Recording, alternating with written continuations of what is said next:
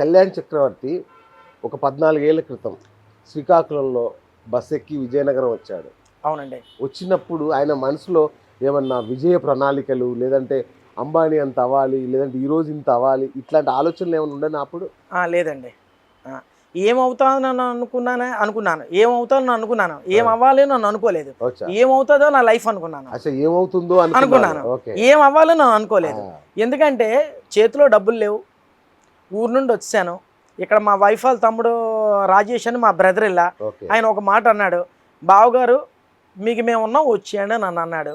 అదే టైంలో ఏం చేయాలి ఏం చేస్తామని అని కూడా అనుకోలేదు. మీరు వచ్చేయండి అని వచ్చాం అంతే. అప్పుడు వచ్చిన తర్వాత ఎలా బతకాలి? అప్పుడు నా బేబీకి 5 years, నాకు మ్యారేజ్ అయిపోయింది. 1975 నా డేట్ ఆఫ్ బర్త్, 1996 నా మ్యారేజ్, 1997 బేబీ, 2002 నేను మా ఊరు వదిలేసి నేను ఇక్కడికి రావడం.